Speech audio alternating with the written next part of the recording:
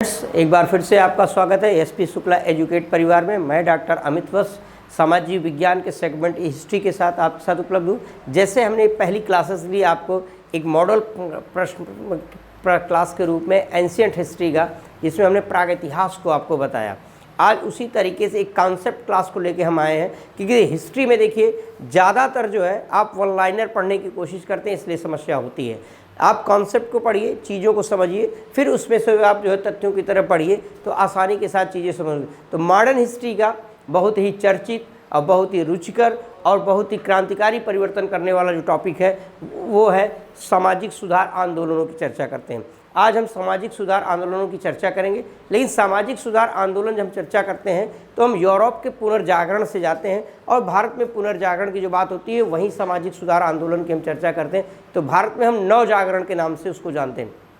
तो इस कॉन्सेप्ट की क्लास में हम बताएंगे कि भारत में पश्चिमी देशों के साथ संपर्क में कैसे जो है चीज़ें आगे बढ़ी, कैसे भारत में जो है प्राचीन काल से ही, देखिए प्राचीन काल से ही विदेशियों के साथ संपर्क थे। आप देखेंगे कि वैदिक, इवन हड़प्पा संस्कृति को आप देखिए, वैदिक संस्कृति में भी आर्य अनार्य का जो था ये भी कि उत्तर पश्चिम के हैं, कहाँ के, मध्य एशिया के, ये भी संस्कृति है। फिर आप मरुत्तर काल में देखिए सिकंदर का आक्रमण, उसके बाद से यूनानियों संपर्क हमारा, हखामनी, यूनानी, ईरानी, शक, कुषाण, पल्लव, हूण आदि विदेशियों का आक्रमण हमारे देश पे हुआ और वो हमारे देश की संस्कृति में, सभ्यता में रच बस गए।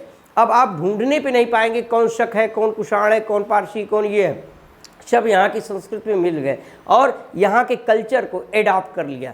ऐसा क्यों हुआ? क्योंकि ये उनका जो कल्चर था, उनका जो कल्चर इवेंट था और हमारा जो कल्चर और संस्कृति था वो उस पर प्रभावी हो गई और धीरे धीरे वो हमारे में आपस में ही घुल मिल गए।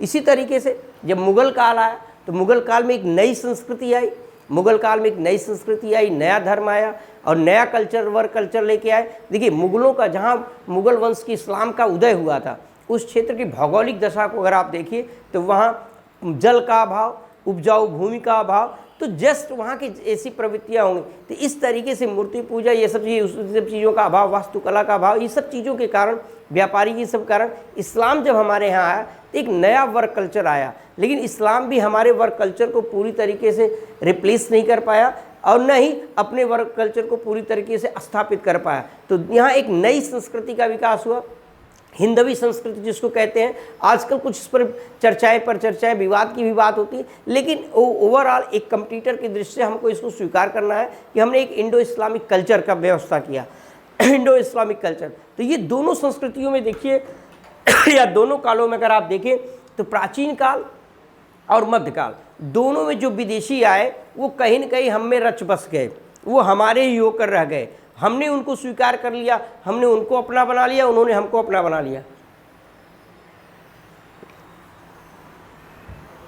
अपवाद स्वरूप छोड़ करके घटनाएं होती हैं। जब आपके यहाँ कोई विदेशी आएगा तो कुछ संघर्ष होंगे, संघर्षों के बाद जो है उनका मिलन होगा, ये सारी चीज़ें होंगी। लेकिन ओवरऑल प्राचीन भारत और मध्यकाल में हमने विदेशी संस्कृतियों को अपने में समाहित कर लिया। अब वो भारतीय संस्कृति हो गई, भारतीय समन्वय संस्कृति होगी, सहिष्णुता की संस्कृति में हमने उसको स्वीकार कर लिया।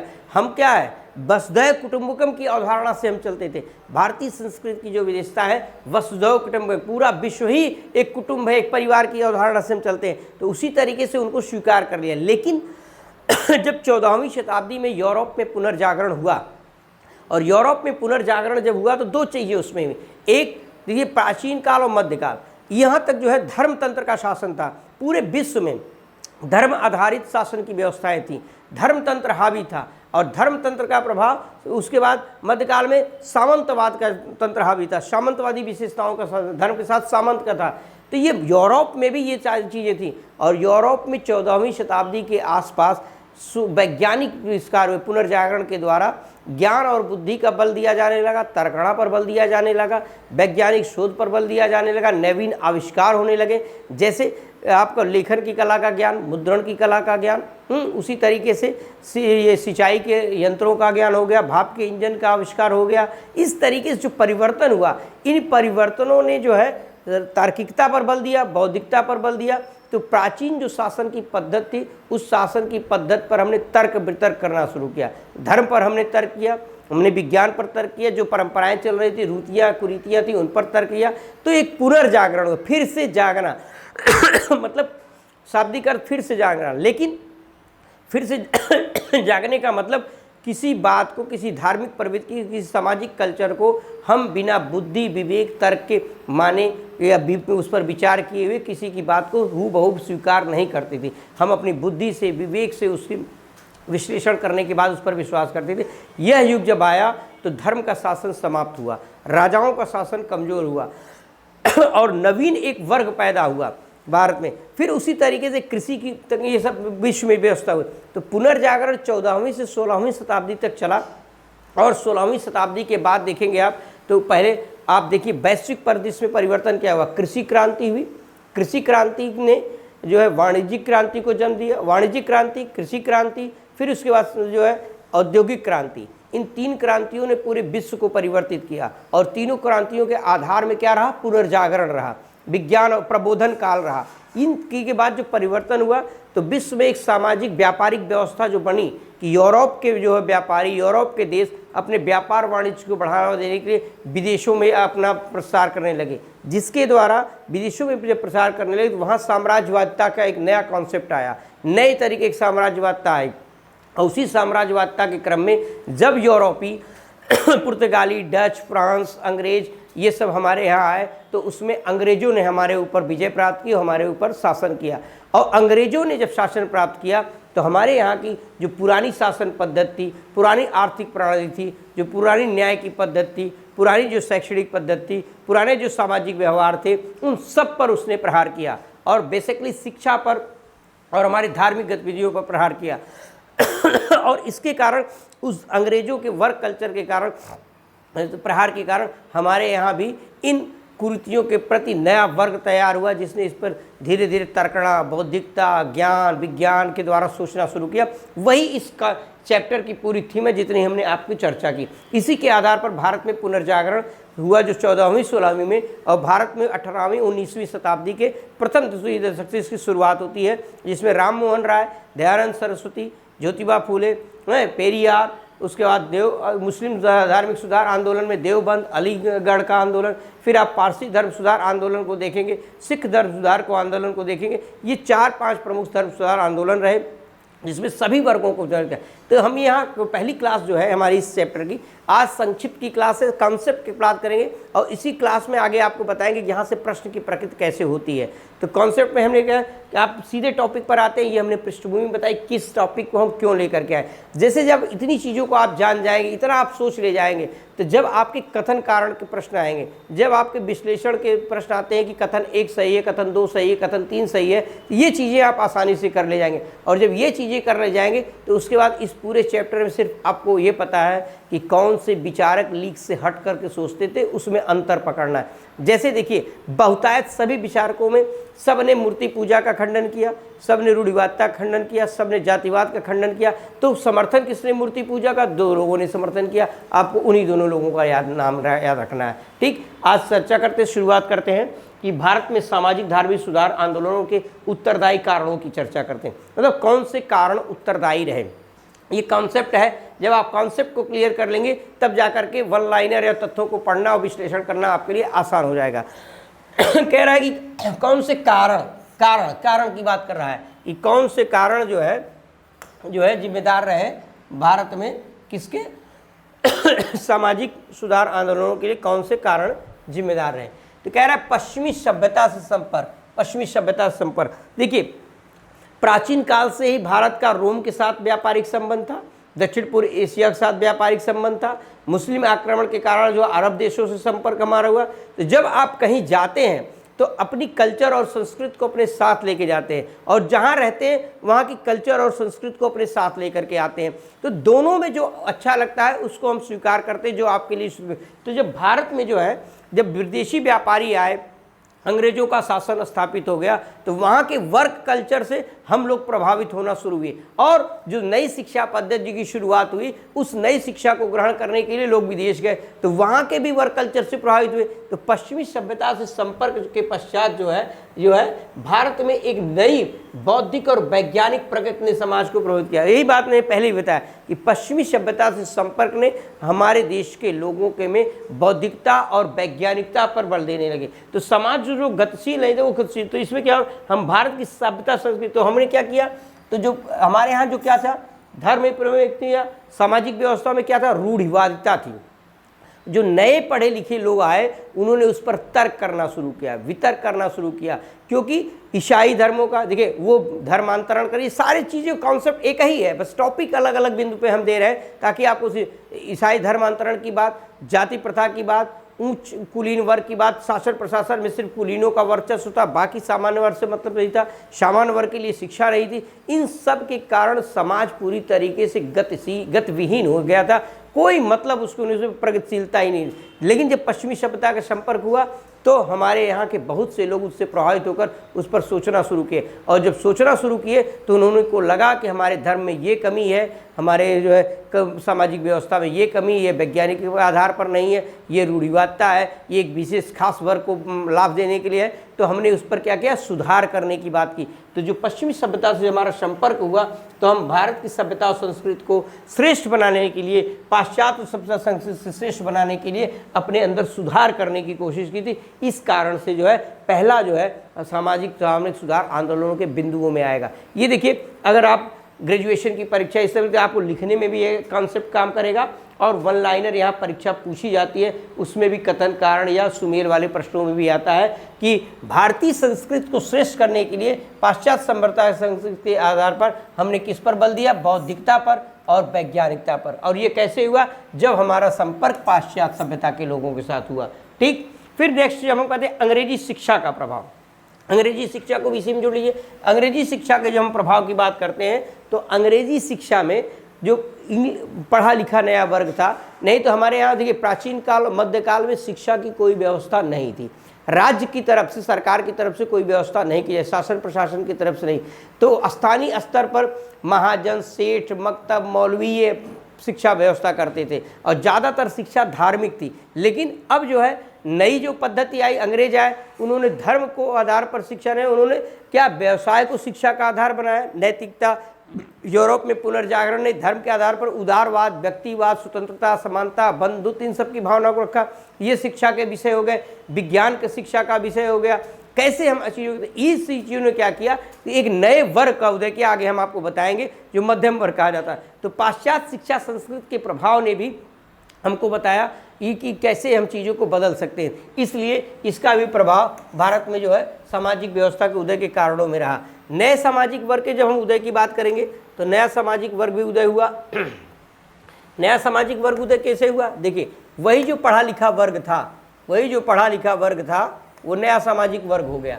जैसे किसी के अंग्रेजी शिक्षा के प्रसार ने भारत की प्रशासनिक, देखिए क्या हुआ, देखिए जब अंग्रेज भारत में आए, हम उदाहरण के साथ यहाँ बढ़ते हुए चलते हैं।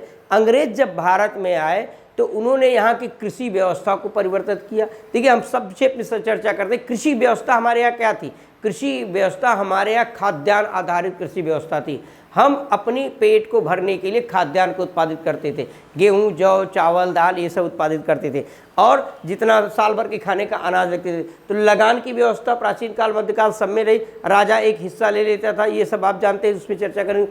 कृषि व्यवस्था क्या थी, खाद्यान्न निर्भर आधारित थी। लेकिन जब अंग्रेज आए तो उन्होंने गन्ने की खेती, नील की खेती, इन सब चीज़ों से क्या, ये सब कृषि का वाणिज्यिकरण कर दिया, कृषि का व्यवसायीकरण कर दिया। और जब कृषि का वाणिज्यिकरण कर दिया तो कृषि जो है, कृषि पे काम करने वाला जो वर्ग था वो कृषक मजदूर भी हो गया, और भारत में खाद्यान्नों की कमी भी हो गई। तो इसके कारण एक बहुत बड़ा वर्ग बेरोजगार हो गया, और जब बेरोजगार होगा तो बेरोजगारी के लिए अवसर क्या है, जैसे तो अवसर हो वो जाएगा फैक्ट्रियों में, औद्योगिकरण के कारण यहाँ फैक्ट्री लगी, जो कृषि काम करने वाला था वो फैक्ट्री का मजदूर हो गया।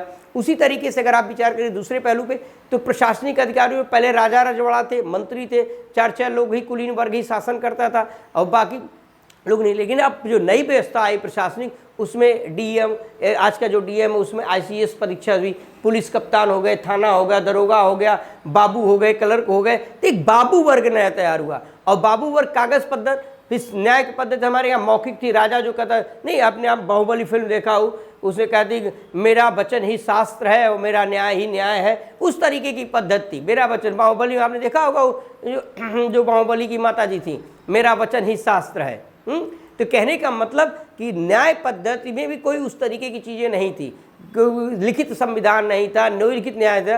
राजा के नैतिक के आधार पर, उसके धार्मिक आधार पर ये सब चीज़ें दी जाती थी। लेकिन जब तर्कणा आया, विज्ञान आया, नई संस्कृति आई, नया वर्क कल्चर आया, तो सब ने प्रभावित किया ओवरऑल। तो इन सब के कारण जो है भारत में एक नए सामाजिक वर्ग का उदय हुआ जो अंग्रेजी पढ़ा लिखा था। तो अंग्रेजी पढ़ा लिखा व्यक्ति क्या हुआ, बाबू बना, डॉक्टर बना, इंजीनियर बना, अध्यापक बना। तो ये वर्ग कहाँ रहेगा, ये कल्चर आया शहरों में। शुरुआत तो भाई बड़े बड़े शहर जहाँ अंग्रेजों ने कब्जा किया वहीं से शुरुआत हुई, ऐसा नहीं कि सीधे गांव में चला गया। तो वो एक नया शहरी कल्चर पैदा हुआ, नया शहरी वर्ग पैदा हुआ जिसको हम कहते हैं मध्यम वर्ग। और वह मध्यम वर्ग सामाजिक धार्मिक सुधार आंदोलनों में, पुनर्जागरण के आंदोलन में महत्व की भूमिका निभाई। ये आपके लिए इंपॉर्टेंट है, ये कैसे मध्यम वर्ग का भारत में उदय होता है।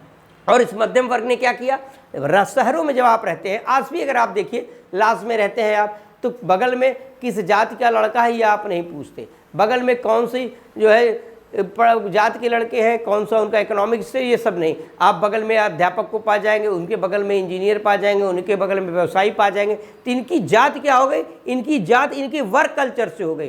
तो यहाँ जो जातिगत व्यवस्था जो गांव की थी, जो जटिल थी, उससे क्या ढीलापन हो गया, उसमें ढीलापन हो गया। तो नया मध्यम वर्ग जो हुआ, इसकी सोच बदल गई और इस नए मध्यम वर्ग ने सामाजिक धार्मिक सुधार के आंदोलनों में, कारणों में बहुत बड़ी भूमिका निभाई। फिर उसी तरीके से सामाजिक गतिशीलता, पहले देखिए प्राचीन काल को यहाँ बात, समुद्र पार जाते ही धर्म नष्ट हो जाएगा, ऐसी अवधारणा थी है, इनको मत छुओ है। विवेकानंद ने क्या कहा कि हमारे यहाँ तो समस्या ये है कि हमारा धर्म तो हमारे रसोई में है, इनको मत छुओ, इनको जूठा हो जाएगा, दरिद्र ना है। इसलिए विवेकानंद ने कहा दरिद्र ना है। जब हम अस्पृश्यता से जुड़ते रहेंगे तो कैसे पूरे समाज को बांध पाएंगे, और जब समाज हमारा एक नहीं होगा तो धार्मिक उन्माद, तो निश्चित है जो विदेशी है उनमें अस्पृश्यता, जातिवाद, ये सब चीज़ें यहाँ पे नहीं थी। तो इस कारण से भी हमारी सामाजिक धार्मिक सुधारों में क्या हुआ, गतिशीलता एकदम अवरुद्ध हो गई थी। लेकिन जैसे ईश्वरचंद्र विद्यासागर, राजा राम मोहन राय, दयानंद सरस्वती, इन सब के कार्यों ने सामाजिक रूढ़ियों को तोड़ा, नए सामाजिक वर्ग ने रूढ़ियों को तोड़ा। और इसके कारण जो है, जो समाज गतिशील और नहीं था वो गतिशीलता को प्राप्त करने, यहाँ गतिशीलता को प्राप्त करने का मतलब छुआछूत, जाति प्रथाएं धीरे धीरे कम होने लगी, वैज्ञानिक सोच होने लगा। ये सब चीज़ों ने गति बना दी, समाज की रूढ़िवादिता को तोड़ने का प्रयास किया। यह भी मोस्ट इंपॉर्टेंट है, आपसे कई बार पूछा है, सामाजिक गतिशीलता ने कैसे धार्मिक आंदोलन को गति प्रदान की। ठीक, फिर नेक्स्ट को अगर आप देखें तो इसमें ईसाई धर्मों के काम, ईसाई धर्मियों का क्या काम था, देखिए ईसाई धर्मियों की जब हम काम की बात करते हैं, ईसाई मिशनरियों ने क्या काम किया। 1813 के एक्ट को अगर आप देखें तो यहाँ ईसाई मिशनरियों के धर्म प्रचार की अनुमति दे दी गई। 1833 में यहाँ उनको बसने की अनुमति दे दी गई। इसके द्वारा क्या हुआ, फिर 1850 का लैक्स लोकी कानून जो आता है उसको आप देखिए तो वहाँ भी परिवर्तन हुआ। इन सब कारणों ने क्या किया, भारत में ईसाई धर्मांतरण को, ईसाई लोगों ने सरकार की छत्र छाया में, प्रशासन की छत्र छाया में हिंदू समाज की जितनी कुप्रथाएं थी, बुराइयां थी, उसको जो है आलोचना करना शुरू किया। आप देखेंगे जब 1857 का गदर हुआ तो 1857 के गदर में ये भी बहुत बड़ा कारण था कि कमल और रोटी और वो ब्राउन बैस जो है चर्बी युक्त कारतूस। हिंदू तो होता क्या था कि जो जेलों में सिपाही वगैरह जो बंद रहते थे, एक विशेष पोप ईसाई आता था, धर्मगुरु, धर्म शिक्षक, वो सबको हिंदू धर्म की बुराई करता था, मुस्लिम धर्म की बुराई करता था, भारतीय संस्कृत सभ्यता की बुराई करता था। तो ये सब कारणों ने भी उनको प्रभावित किया। तो क्या किया कि धर्मांतरण को बढ़ावा दिया, धर्म प्रचार किया, धर्मांतरण को बढ़ावा दिया, अर्थ के आधार पर, रोजगार के आधार पर लालच दिया उनको, है कि क्योंकि ऊंच नीच का भाव था, बैठ नहीं पाते थे हम किसी के यहाँ, पानी नहीं, और उन्होंने उसको तोड़ने का प्रयास किया। तो कोई चीज़ इससे क्या, उनको सामाजिक एकता तो धर्मांतरण को बढ़ावा दिया। तो इन सब कारणों से जो वैदिक संस्कृति या सभ्यता, प्राचीन सभ्यता संस्कृति को मानने वाले थे भारत में, उन लोगों के वर्ग के बीच का जो नया मध्यम वर्ग था उसने अपने धर्म में सुधार करने की कोशिश की कि अगर हम सुधार नहीं करेंगे ये तो पूरा देश ही बदल देंगे। तो उन्होंने क्या किया, धर्म सुधार की बात की। तो ये भी इंपॉर्टेंट है कि उन्होंने धर्म अपने अपने समाज और धर्म में सुधार करने की बात, क्योंकि ये सब बड़े कारण। फिर अगर आप देखें, कुछ अंग्रेजों ने भी जाने अनजाने में सहयोग किया। कभी हम आपकी एक कॉन्सेप्ट जब मॉडर्न इंडिया पढ़ाना शुरू करेंगे कि कैसे भारत में 1757 से 1857 की पॉलिसी क्या रही उनकी, और 1857 के बाद की पॉलिसी क्या रही। जब वो भारत में आए तो कहे हम व्यापारी हैं, यहाँ हस्तक्षेप नहीं करेंगे। आपको ईस्ट इंडिया कंपनी के चार्टर एक्ट 1833 में क्या कि हम व्यापार करने आए हैं, शासन, ये सारी चीज़ें मिलेंगी। तो कैसे फिर शासन कर लिया, इसमें हम मोटिव को अंतर बताएंगे कि देखिए, प्राच्यवादी पाश्चात्यवादी जो अवधारणा है, जो विवाद है, प्राच्यवादी जो शुरू में आए, आपको एक छोटी सी कहानी के माध्यम से इसको बता देते हैं कि आपके हमारे बीच में बहुत से ऐसे विद्यार्थी रहे होंगे जिनके परिवार में बाहर से लड़का पढ़ना आता है। कोई मौसी का लड़का आया, कोई बुआ का लड़का आया, कोई फूआ का लड़का आया, और आजकल तो साले का लड़का आता है, साढ़ू साले वाला ज़माना चल रहा है। उनका लड़का जब पढ़ने आया, और पढ़ने जब आया आपके घर में, वो देख रहा है तो पहले क्या करता है, बड़ा सहमा सहमा रहता है, डरा डरा चुप चुप रहता है। लेकिन वो वेट एंड वॉच करता है, वो देखता है भैया क्या व्यवहार है, भौजी क्या व्यवहार है, चाची क्या व्यवहार है, मौसी क्या व्यवहार है, उस व्यवहार को आकलन करता है। अर्थात जानता है कि, और देख रहा है फिर इसमें तो बड़की भाभी की खूब चल रही है, तो बड़की भाभी खूब तारीफ करेगा, करे आपके नैहर में ऐसा था, आपका तो ये जलवा है, ये सारी व्यवस्था है। तो बड़की भाभी को अपने प्रभाव में ले लेगा, जो प्रभाव में ले लेगा, जो चाहेगा वही। तो वैसे अंग्रेज भी जब आए तो उन्होंने क्या किया, हमारे यहाँ की जो बड़ी बड़ी हमारी जो प्राचीन संस्कृति थी, सभ्यता थी, उसको महिमा मंडित किया। महिमा मंडित नहीं करेंगे तो क्या यहाँ रहने के लिए जो स्तर पाते, वही काम किसने किया, इस प्रबुद्ध अंग्रेजों ने। William Jones, Wilkins, William Bentinck, Dayanand Saraswati, ये इन्होंने महिमा मंडित किया। विलियम जोन्स ने क्या किया, भारतीय संस्कृत भगवद गीता का अनुवाद किया विल्किंस ने। विलियम जोन्स ने अनुवाद किया आपके पंचतंत्र का। विलियम बेंटिंग ने धर्म सुधार आंदोलन किया, यह प्रोत्साहन दिया शिक्षा को, अंग्रेजी शिक्षा को, सब चीज़ों को प्रोत्साहन, और आपके धर्म और संस्कृत को बढ़ावा देने की बात की। ये जो लोग थे, ये जाने अनजाने में नहीं, सोची समझी रणनीति के तहत करते थे, लेकिन इसका अप्रत्यक्ष लाभ कभी कभी हमको भी मिल गया।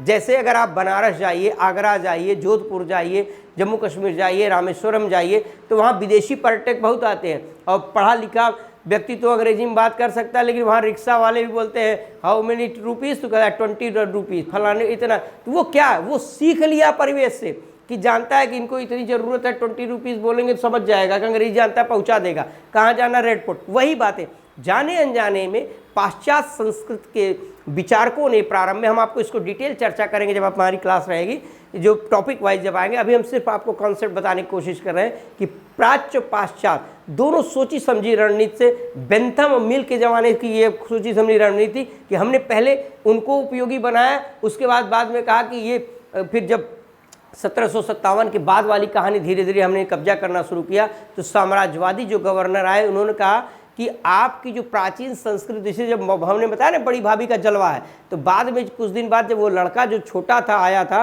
वो धीरे धीरे साल 2 साल में रह करके आपके घर की कमियों को जान गया। हर टेलीफोन बताने लगा, अरे मम्मी बड़की भाभी से इनसे नहीं पटत, हाँ चाचा से इनसे नहीं पटत, जब आपके घर की बात को बाहर, घर का भेदिया लंका ढहा है, जब ये वाली कहानी हो जाती है, आपकी कमजोरी धीरे धीरे उनके पक्ष में, आपकी मजबूती उनके पक्ष में चली जाती है, तो आपको पराजित करना आसान हो जाता है। वही काम ये प्राच्य जो बुद्धिजीवी थे अंग्रेजों के, उन्होंने किया। और बाकी वालों ने कहा कि अब आपके ज़माने में वो चीज़ें प्रासंगिक थीं, लेकिन आने वाले वैज्ञानिक युग में, आने वाले समाज में अब यह चीज़ें अप्रासंगिक हो गई, इसीलिए अब आपको हमारी बात माननी पड़ेगी। और आपके साथ देखेंगे, आपने जो है कि परिवार में भाभी के साथ अब कोई नहीं रह गया, तो भाभी को तो उस लड़के की बात माननी ही न माननी है। उसी तरीके से भारत में अंग्रेजों ने बड़ी सोची समझी रणनीति के तहत प्राच्य पाश्चात्य का विवाद पैदा करके एक बड़े सुनियोजित तरीके से हमारे देश पर कब्जा कर लिया। तो उसका भी प्रभाव यहाँ सामाजिक एवं धार्मिक आंदोलनों में पड़ा।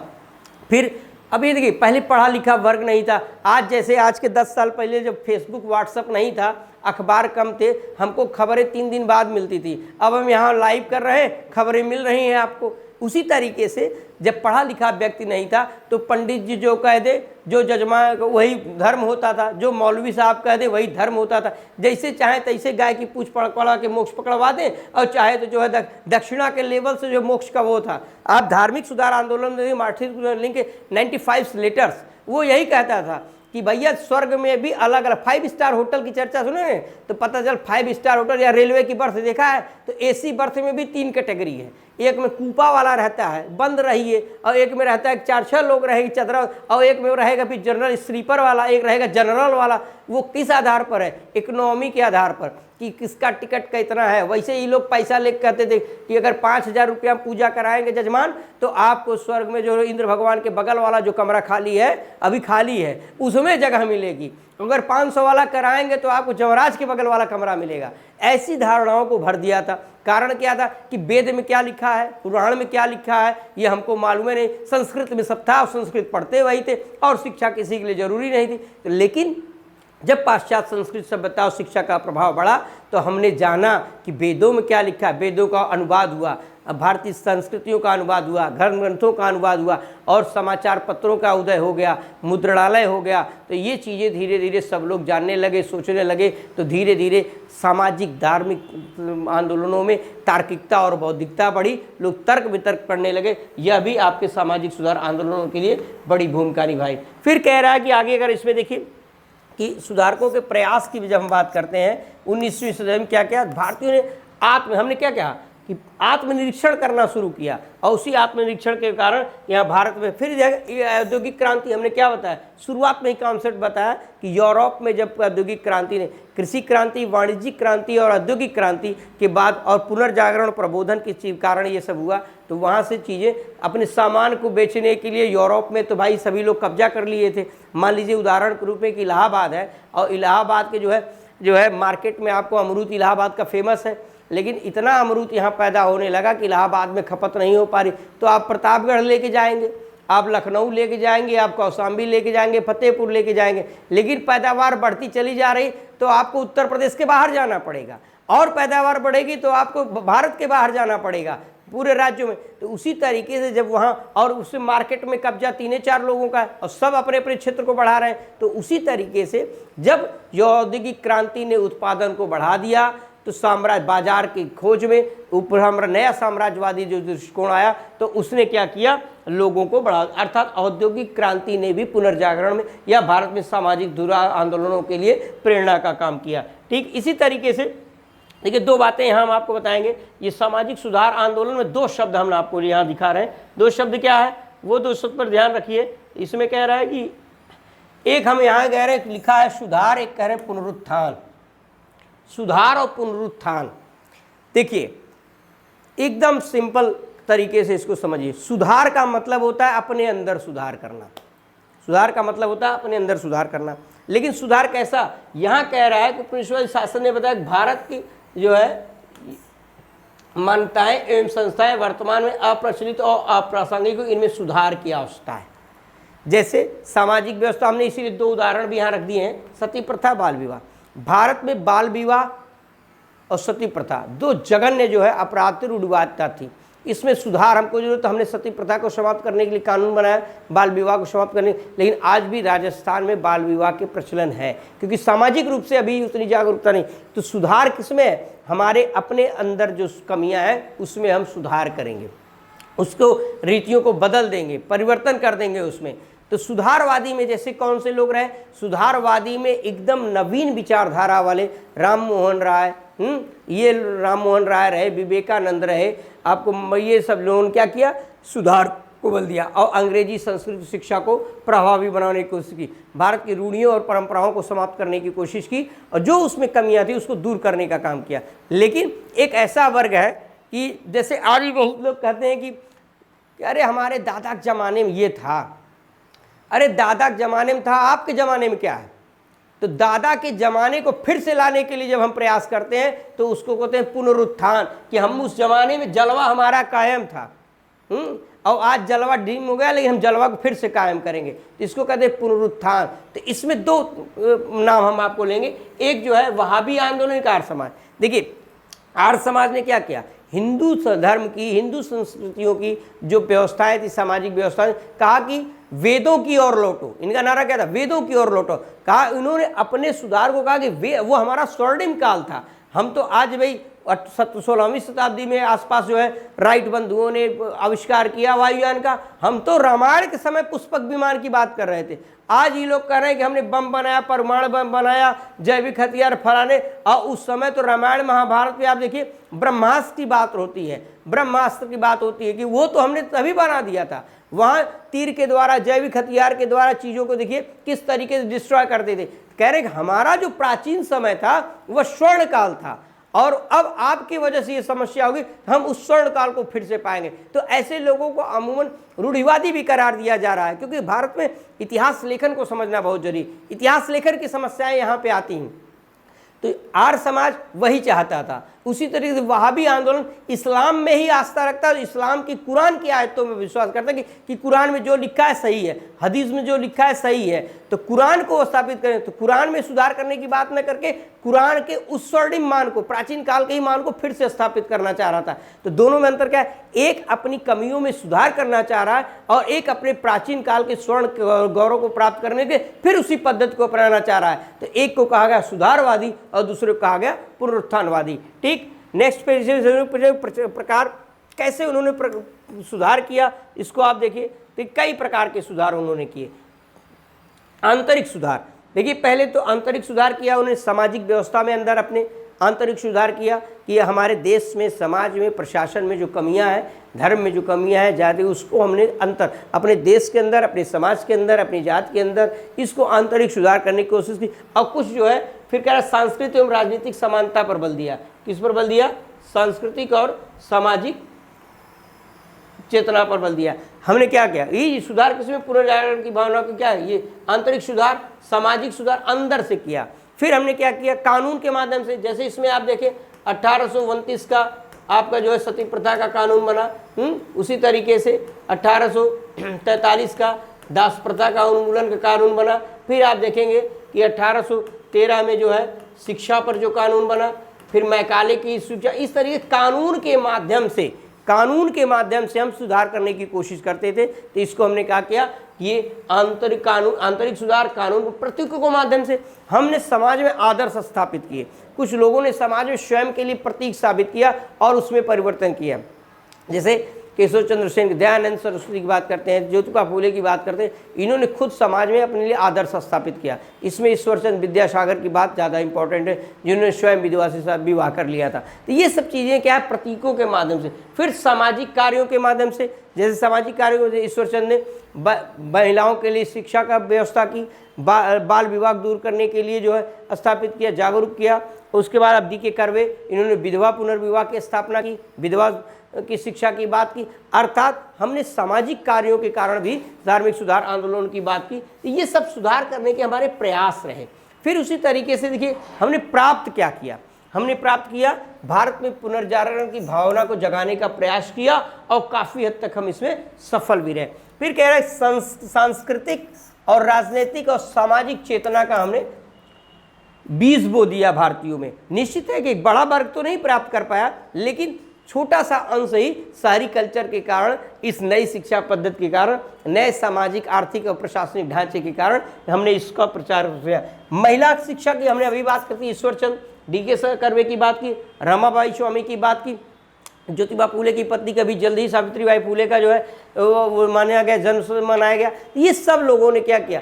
प्रतीकों के माध्यम से महिला शिक्षा पर, पर्दा प्रथा पर थोड़ी बहुत चोट हुई। कुछ महिलाएं समाज में आने लगी। आप देखेंगे कि महिला भारतीय स्वतंत्रता आंदोलन में महिलाओं ने भूमिका निभाई। ये सब क्या है? ये सामाजिक महिलाओं को, सती प्रथा, अन्य चीज़ों को हमको रोकने के लिए दहेज कानून, सबको हमने इसे क्या किया?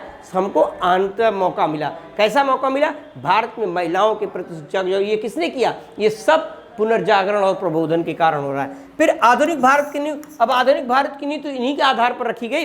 यही नया लिखा, पढ़ा लिखा मध्यम वर्ग जो था, उसी में से तो भाई जवाहरलाल नेहरू, सुभाष चंद्र बोस, गांधी, टैगोर और गोपाल कृष्ण गोखले, ह्यूम बनर्जी, सुरेंद्र लाल बालपाल सब कहाँ से आए? इसी नवीन मध्यम वर्ग के उदय है। यही धार्मिक सार्वजनिक आंदोलनों की देन है। तो भारतीय आधुनिक निर्माण, शिक्षा की व्यवस्था, न्याय की व्यवस्था, प्रशासनिक व्यवस्था आज भी लगभग अंग्रेजों वाले ही हम स्वीकार कर रहे हैं। तो ये क्या है, तो आधुनिक भारत का नींव भी तो इसी के आधार पर पड़ा। तो वही अंधविश्वासों को दूर करने का हमने प्रयास किया। हमने बताया धर्म को हम वैज्ञानिकता के आधार पर, बौद्धिकता के आधार पर प्रयास करने लगे, जातिगत व्यवस्थाओं को कमजोर किया। इन सब ने क्या किया, राष्ट्रवाद को आगे चल के मॉडर्न हिस्ट्री की जब क्लास बताएंगे कि भारत में राष्ट्रवाद का उदय कारण, देखिए सामाजिक धार्मिक सुधार आंदोलन का जो कॉन्सेप्ट है वो आप राष्ट्रवाद के उदय के कारण में भी देखेंगे। सामाजिक धार्मिक सुधार आंदोलन का जो कॉन्सेप्ट है वो भारत में स्वतंत्रता आंदोलन की प्रगति के बारे में भी आप देखेंगे, कैसे किस वर्ग ने विरोध किया, क्यों समर्थन किया, कौन सा वर्ग अंग्रेजों की तरफ चला। इन सब के कॉन्सेप्ट कहीं न कहीं यहीं से जुड़े हुए हैं। इसीलिए हमने सोचा कि कॉन्सेप्ट की क्लास को ले लिया जाए, फिर तथ्यात्मक क्लास तो होती रहती हैं। ठीक, तो फिर उसी तरीके से अगर हम देखें तो इस आंदोलन की कुछ कमियां भी रहीं। क्या कमियां रहीं, इसको अगर आप देखिए, कमियां भी रहीं। जैसे कमियों पे अगर हम बात करते हैं, देखिए यह पूरा आंदोलन जितना सुनने में अच्छा लगा कि ये परिवर्तन हो गया, वो परिवर्तन हो गया, उतना हुआ नहीं। यह आंदोलन का प्रभाव एक बहुत ही सीमित वर्ग तक और ही निश्चित सिर्फ शहरी वर्ग तक पड़ा। जो पढ़ा लिखा शहरी वर्ग, उसमें आप प्रतिशत में देखें तो 1% 1.5% के आसपास था।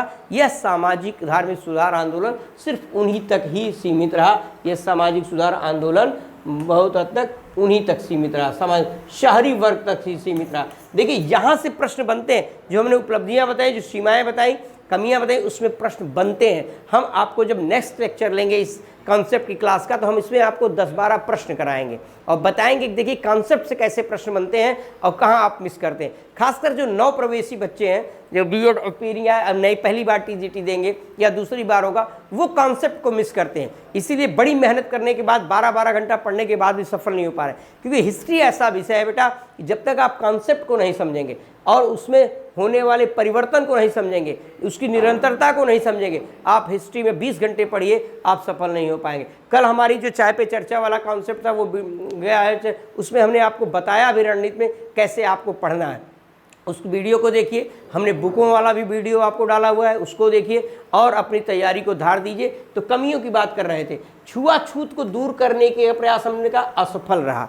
क्यों? देखिए छुआछूत तो आज भी बरकरार है भाई। कमी आई, बहुत कमी आई, बिल्कुल कमी आई है, लेकिन उस समय इतनी कमी नहीं आ पाई थी। उसी समय देखिए, जब हम धार्मिक सुधार आंदोलन की बात कर रहे हैं तो 1932 में गोलमेज सम्मेलनों की बात हो रही, तो वहाँ कम्युनल अवार्ड 16 अगस्त 1932 को कम्युनल अवार्ड लगा। कम्युनल अवार्ड क्या था? दलितों के लिए अलग से आरक्षण की बात की गई। तो ये क्या है, कहीं न कहीं हम अस्पृश्यता, छुआछूत, जातिगत बंधनों को एक बहुत लिमिट तक ही कम कर पाए, या नगण्य के बराबर कहिए उसका प्रभाव रहा। तो ये भी हम इस प्रयास में असफल रहे। दूसरा, संगीत, कला, वास्तुकला, विज्ञान, साहित्य, संस्कृत पर ध्यान है। देखिए भारत जो है बहुविविधता वाला, यूनिवर्सिटी कहा इन डाइवर्सिटी, विविधता में एकता वाला देश है। यहाँ लगभग आज भी 4 से 6 हज़ार जातियाँ हैं, कितने धार्मिक संप्रदाय हैं, सबके अपने अपने अलग और कल्चर है, अलग कल्चर है, अलग वर्क कल्चर है, अलग जो है खान पान का कल्चर है, अलग अलग। और उस समय क्या था, भारत में देसी रियासतें थी, रजवाड़े थे, बड़े बड़े राजा महाराजा नवाब थे, तो उनके दरबार में जो लोग रहते थे उनकी अपनी एक कल्चर,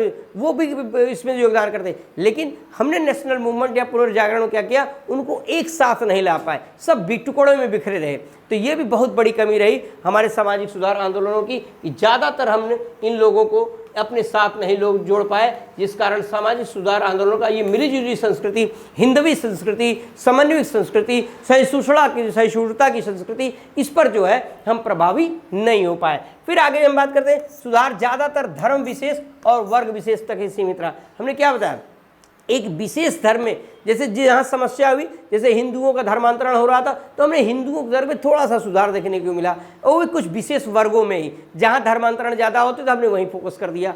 और अर्थात यह धार्मिक सामाजिक सुधार आंदोलन अनेक उपलब्धियों के साथ भी लगभग बहुत सी जो है इसकी कमियां रहीं, बहुत सी इसकी सीमाएं रहीं। ये रहा आपका आज की क्लास का जो है निचोड़, जो हम आपको नेक्स्ट क्लास जो पढ़ाएंगे 19वीं शताब्दी में सामाजिक धार्मिक सुधार आंदोलन। ये कॉन्सेप्ट की क्लास हमने इसलिए लिया मित्रों। देखिए इसमें हम आगे आप देखेंगे, इसमें हम राम मोहन राय के बारे में आपसे चर्चा करेंगे, ठीक है, राम मोहन राय की उपलब्धियों के बारे में चर्चा करेंगे, उनके बारे में चर्चा करेंगे। लेकिन आज की क्लास को हम यहीं विराम देंगे। क्यों विराम देंगे? क्योंकि आपकी 12:30 बजे से लाइव क्लास है कला विषय पर, चाय पे चर्चा में कला विषय में जो जो समस्याएं आपको आ रही हैं, क्या कॉम्बिनेशन होना चाहिए, क्या योग्यताएं होनी चाहिए, कैसे उसको पढ़ें, कला के प्रश्नों में कहाँ से पाश्चात्य कला में प्रश्न ज़्यादा आते हैं, मध्यकालीन कला में कैसे उसको, इस समस्याओं को दूर करने के लिए लगातार एसपी शुक्ला परिवार में कल सामाजिक विज्ञान पे चर्चा हुई, आज कला पे चर्चा होगी, कल हिंदी पे चर्चा होगी, आगे केमिस्ट्री पे चर्चा है, सारे विषयों पे चर्चा है। तो आपके साथ ये रिक्वेस्ट करते हुए कि आप आइए, हम फिर से नेक्स्ट क्लास में राम मोहन राय को लेंगे और सामाजिक कॉन्सेप्ट कैसे प्रश्न बनते हैं इसकी भी चर्चा आपको करेंगे। आपसे एक बार फिर से निवेदन है कि आप वीडियो को लाइक करें, शेयर करें, सब्सक्राइब करें चैनल को और अपनी सफलता के लिए जल्द से जल्द जुड़ें और हर विषय में एंट्री हिस्ट्री, एंट्री कला, एंट्री भूगोल, entry chemistry, entry Hindi, entry biology, entry math, entry economics, entry civics लिख करके जो है आप एडमिशन की प्रक्रिया को शुरू कर दें। और प्रैक्टिस सेट हमारा जो शुरू हुआ है उसमें हम लोग लिमिट सीट के साथ ही प्रैक्टिस सेट कराएंगे, क्योंकि सीटों हमको सिलेक्शन देना है, हमको भीड़ नहीं बढ़ाना है। तो उस सिलेक्शन के लिए आप प्रैक्टिस सेट के लिए इंक्वायरी करिए, एंट्री लिखकर जारी करिए। हमारे सभी विषय के एक्सपर्ट अपने अपने विषयों में 60 कम से कम प्रश्न सेट का हम लोग रखे हैं, जो योग्यता रखे हैं 60 की, उस मॉडल के आधार पर रखेंगे जिस आधार पर बोर्ड की परीक्षा पूछी जाती है। उसके डेमो क्लासेस हमारे चैनल पर पड़े हुए, आप आइए, उनको विजिट करिए, देखिए और उसके बाद प्रैक्टिस सेट में जुड़िए। 15 तारीख के बाद आपकी प्रैक्टिस सेट की क्लासेस नियमित रूप से शुरू हो जाएंगी और आपकी जो है नया बैच हिस्ट्री का, ज्योग्राफी का, नागरिक शास्त्र का और इकोनॉमिक्स का भी शुरू हो गया। सारे विषयों के नए बैच हमारे जो है शुरू होने वाले हैं, कुछ के शुरू भी हो चुके हैं, उसके अनाउंसमेंट जल्द ही हम आप लोगों के सामने करेंगे। आज की क्लास में इतना ही, धन्यवाद।